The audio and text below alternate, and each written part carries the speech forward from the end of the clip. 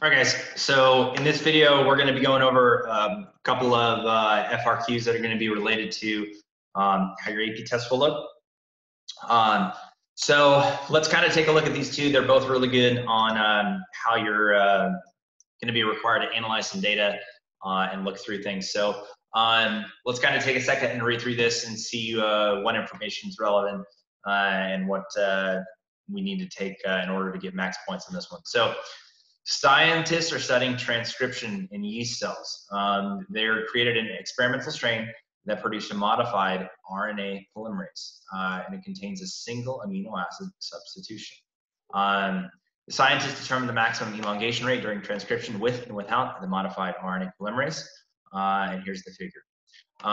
Then they talk about the compound amanitin, which is commonly found in toxic mushrooms, is specific RNA polymerase inhibitor. Amanitin binds to the RNA polymerase's active site and inhibits transcription.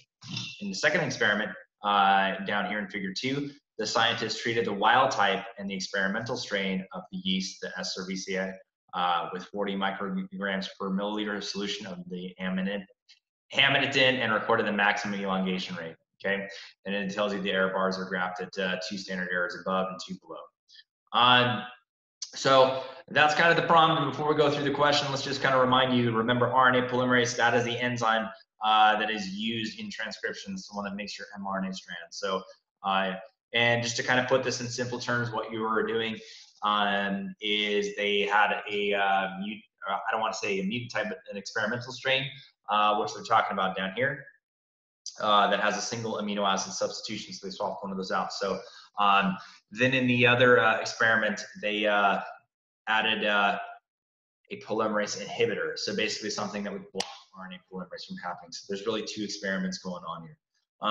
So let's take a look and see what the questions are asking. A says, describe the 3 structural components of a nucleotide monomer. Explain the role of polymerase during transcription. So we kind of already talked about that. So basically what you would want to know, what are the 3 structural components of a nucleotide monomer? It's this: you have your phosphate, your sugar, and your base. Okay, so what are the structural components of a nucleotide monomer? It's that: the phosphate, the sugar, and the base. I know it's not asking about this, but while you're watching this, I remind you guys that this is a RNA nucleotide base. I know that because I have this hydroxide. If I didn't have this hydroxide, it would be a deoxyribonucleic acid. So it's all about that hydroxide. So for A, it would be the sugar, the phosphate, and the base. Okay, and that's probably worth 1 point. I don't have the rubric right in front of me, but those are the main components. The second part for A, explain the role of polymerase during transcription. RNA polymerase, like we mentioned, RNA polymerase is the enzyme that is basically making and adding new nucleotides through mRNA strands. So I would say for the second part is that it's adding mRNA nucleotides to make your mRNA sequence. Okay, so that's basically the role of what RNA polymerase does. If you have a gene, right, this in black is the DNA molecule. This is RNA polymerase, and you're making your mRNA strand based off of that. Okay, cool. So let's move on to part B and see what it asks. So B, it says identify the dependent variable in the experiments. So again, the dependent variable is what you're measuring. So really simple for both of this. In both experiments, you were measuring, for this first part, the independent variable is the elongation of, or I should say elongation rate. I'll put that all caps. Elongation rates of the mRNA sequence. So basically it's measuring how fast is RNA polymerase working. That's your independent variable on this one. Okay. Identify a control group missing from the second experiment. So this one is working with the second experiment. And this one, it's always worth it to go back and double check to see what the experiment is going to be based off of. So the compound amanitin is commonly found in toxic mushrooms. A specific RNA polymerase inhibitor It tells you amanitin binds to the RNA polymerase active site and inhibits transcription. In the second experiment, the scientists treated the wild type and the experimental. So, okay, if you look here, both of these, it's the wild and the experimental strain, were added with the amanitin. Okay, and again, this is a completely separate experiment. So the issue here, just identify the control group missing from the second experiment. There is no wild type, right, or normal, right? There's no wild type without amanitin. Okay. Justify the need for this control group in the second experiment. And we should even also emphasize that no placebo. Okay. That's basically going to be the same thing, right? So justify the need for this control group in the second experiment. Well, you always need something to go back and compare it to underneath normal situations. So in terms of this wild strain, maybe there's something already different about that genetic sequence. You always want to have a control group to go back to. So that's what I would say for that one. You always have to have a control group, something to go back and compare it to. And again, you might be tempted to say, well, we have it over here in figure 1. Well, that's a different experiment. So you want to make sure that you always make sure that you have a control group, no variable added. The variable in this case was adding the amanitin. So always got to have a control group for that one. So let's take a look now at this one and see what we got for part C on this. So part C is basically explaining now that describe the effect of amanitin on the maximum elongation rate of the wild type and modified polymerases. Determine the ratio of the average maximum elongation rate of the modified polymerase compared to the wild strain polymerase in figure 1. All right, so let's take a look at this first one. What is the effect of amanitin in the maximum elongation rate for the wild type and the modified polymerases? Okay. So we're looking here again just based off of this graph, right? Because this is the one where the added the wild type here. You want to make sure adding the amanitin and the modified polymerases, you're actually lowering your elongation rate.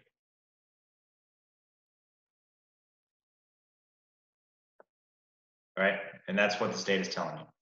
Compared to the wild strain here, adding the amanitin drastically reduced the elongation rate. So determine the ratio of the average maximum elongation rate for the modified polymerase compared to the wild strain polymerase in figure 1.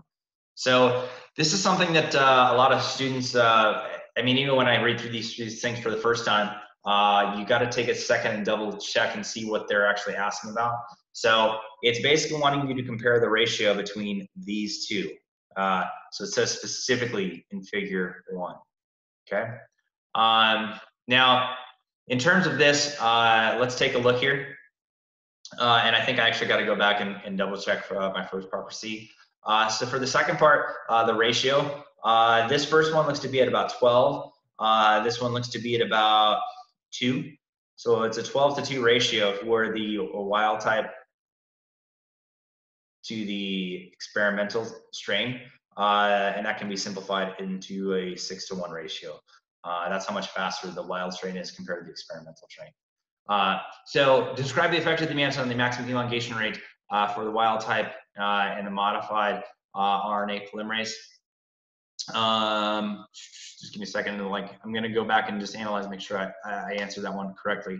Describe the effect of the amanitin on the maximum elongation rate for the wild type and the modified RNA polymerase.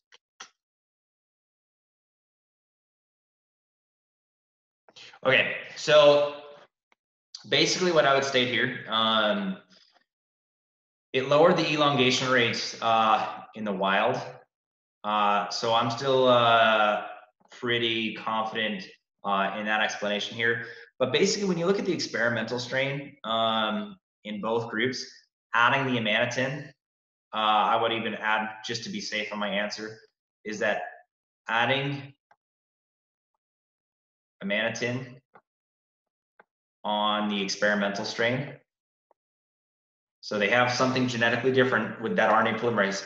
Adding amanitin on that experimental strain didn't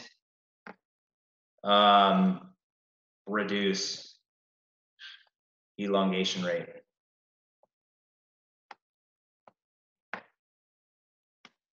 And there's a couple of things here. If you looked at the error bars, there's going to be some overlapping. I know they're two separate graphs, but when you compare them, the experimental strain actually had a longer elongation rate, or I should say a higher elongation rate compared to the wild strain with that. So the experimental strain was slightly higher in the experimental strain when that amanitin was added. Wild strain, it reduced the elongation rate.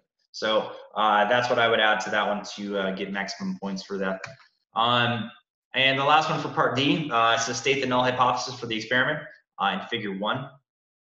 Provide reasoning to justify the claim that the change in the amino acid sequence of the modified polymerase affected the shape of the active site of the enzyme. Okay, so null hypothesis on this one, you're only looking at this first part. And so I know I didn't ask for it, but your variable, okay, your independent variable was the experimental strain, or just the modified version of that strain. So now for this one, the dependent variable, as it was already mentioned earlier, was the elongation rate, right? So my null for this would be the modified, I'll say the experimental strain of the RNA polymerase has no difference in elongation rate. And that's an appropriate null because your variable is at the experiment. When I say experiment, I'm talking about the experimental strain. So your experiment, your variable changed in this case was the DNA having that modified RNA polymerase. That was your variable. So the null in this case would be the experimental strain of RNA polymerase has no difference in that elongation rate. So that's what I would mention there for that point. The last one, provide reasoning to justify the claim that the change in the amino acid sequence in the modified RNA polymerase affected the shape of the active site of the enzyme. So for this one, it's a lot easier than you would think. So again, here's RNA polymerase. Technically right here, there is an active site. So if this is the wild type, it fits onto the DNA just fine. There's no issues. But if you had a mutated version, well, that active site shape can change. So basically all you have to state for this last one, provide a reason to justify that that change in the amino acid sequence, you lowered, basically the fact that you had lowered the elongation rate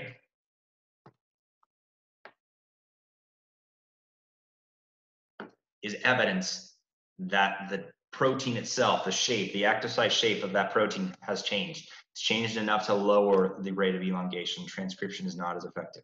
So the reasoning is just as simple as this. You lower the elongation rate. And that is because the shape of this RNA polymerase, that active site shape, just that tweak in the amino acid has caused that protein to change shape enough to where there's a difference in that. So that is kind of the basis of this FRQ. So it's a great one. You had to analyze data, a little bit of molecular genetics. It's all good there. So for that one, I think that one is fair. It has a good kind of variety of everything. So let's take a look now at this next one. This one is going to be focused on a little bit different topics. So let's take a second and analyze it. So it says many types of cancer cells are treated with a combination of therapies. In lung cancer, some tumors respond well to drugs. Oh my goodness, guys, I'm sorry. Whatever, okay? I'm just kidding. Followed by radiation treatment. So the drug is a chemical that disrupts mitosis. Instead of spindle fibers originating from the two sides, the drug-treated cells develop 3 poles and then divide into 3 cells, okay? Also known as tripolar division. So they're giving you that piece of information here. Now, I'm going to highlight this next part because this is going to be something important later on. Now, in terms of what it's telling you here is that radiation therapy is more effective on tumor cells that have undergone tripolar division than cells that have undergone normal mitosis. So basically they're stating a couple of things. Adding that drug, paclitaxel, I can't, I'm sorry. Okay, basically adding that drug, that variable, it stops it from, adding that drug makes it go and form 3 cells during mitosis, okay? The reason why that matters is because when cells have undergone that tripolar division, it's a lot easier to treat via radiation. So that's something that you wanted to pay close attention to on that passage. Researchers treated cancer cells with different concentrations of the drug for 15 hours. The researchers then determined the average percent of the mitotic cells that were tripolar. The results are shown in this table, all right? So even more reading. There's a couple of things over here that we got to pay attention to. So you've got the AURKA gene encodes an enzyme that helps us assemble those spindle fibers, which signal cells to go through mitosis. When researchers analyzed the levels of AURKA protein in different types of cancer cells, they found that cancer cells expressing high levels of that URCA protein had more tripolar divisions than with treated with this gene, the more proteins of that AURKA protein, expressing the higher level of that protein, they had higher levels of those tripolar cell divisions. So I'm basically going to write this off to the side just to kind of keep my thoughts straight. So basically increasing the AURKA increased tripolar division with the drug of paclitaxel. Okay, so that's what you wanted to kind of put into context. Having more of that protein, okay, this is the protein. If you increase that protein, you're going to increase the tripolar division when they were treated with that drug, okay? So let's see what we got going on here. Describe the situation in which a normal cell would enter the cell cycle and undergo mitotic cell division. Explain how spindle fibers help ensure that the products of mitosis are 2 identical cells with a full set of chromosomes. Okay, great. So this one kind of deals with the cell cycle. The first part is not so much related to this, but I did at least want to mention this, right? So we got a checkpoint here at the G1 phase. And basically that's going to be the main one where you're checking for a couple of things. If you look over here, we have cyclin-dependent kinase. And as cyclin is built up, the biggest thing is that the more cyclin bound to your CDK, these 2 combined is going to be called a mitosis promoting factor, okay? Meaning when these 2 are bound together, cyclin with the CDK, that's your mitosis promoting factor, okay? Now, as cyclin gets built up, it gives the go-ahead to proceed through those checkpoints. Now, this is showing you in the G1 phase is growth. The S phase is where DNA replication takes place, right? So all the enzymes are happening. Helicase is opening it up. DNA polymerase is adding those nucleotides. You got your leading lagging strand, all that stuff. And so that's what's happening here. Then you get a checkpoint here right before mitosis, and then you get a checkpoint right before you actually split the chromosomes up and after you do cytokinesis. So those are going to be the main checkpoints going on here. So you got a checkpoint at the G1 right before you do mitosis, right at the end of G2, and then right before you split the cell. Now, those are the big ones. So let's go back to the question and answer it. So for A, describe a situation where a cell would enter the cell cycle and undergo a mitotic cell division. Basically, this is just asking when would a cell divide, and when would it do mitosis. Really kind of 2 key things here. Growth. So you could say growth. Obviously, as you're growing, your cells will get larger, you just get more of the cells. The other one would be repair.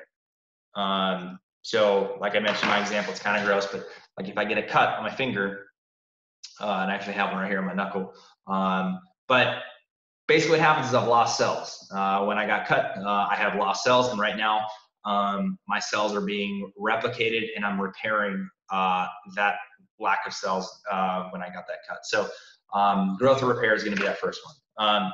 Second part for A, Explain how spindle fibers help ensure the products of mitosis are two identical cells with a full set of chromosomes. So spindle fibers, if you forgot, remember the spindle fibers are basically these microtubules extend out from those centrioles.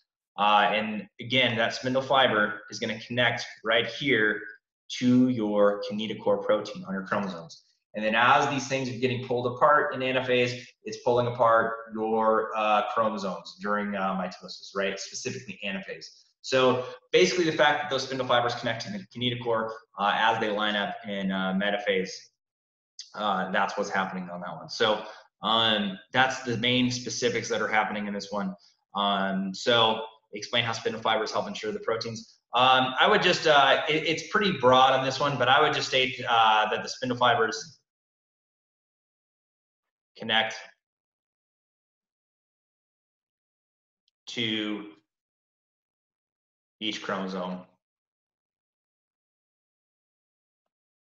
at the kinetochore. Okay, and this helps ensure that they are getting pulled apart appropriately. And also too, there's that checkpoint right after mitosis before cytokinesis. So that's another thing you could have mentioned as well. So just kind of want to remind you guys that, and this is a little bit extra, but just for now, remember the CDK is the enzyme that stays constant, but as cyclin gets built up, cyclin binds to the CDK and gives the go-ahead to pass through those checkpoints. So that's the first part for A. B is pretty short. I just wanted to put this out here just to kind of remind you on your AP exam this year, you're not having to make a graph. So using the template in the space provided, construct an appropriate labeled bar graph that represents the data. So basically all I did was I graphed these. My x-axis is going to be my concentration of that drug, paclitaxel. Excuse me. So this is the concentration. So there's my x-axis. My y-axis is the percentage. I graph my error bars. So if this was like a normal FRQ where you'd handwrite it, this would be worth 3 points. So we're just going to briefly talk about determine the concentrations of the drug that are the most affected in causing tripolar cell division. Literally just reading a graph on this one. The concentrations of 6 and 8 nanomolar are going to be the highest in concentration. So having that concentration in your evidence, you can't say that these two are different enough because there is some overlap, but you can't say overlap in the error bars if you didn't catch that, right? So, but the fact is, these two are definitely better than the others. There's no overlap in the error bars, and their means are different. So, getting that one, the best concentration would be the 6 or 8 nanomolars. Okay. Now, I don't think to get max points on this, you had to state 6 or 8. If you just said 6, you'd probably get the point.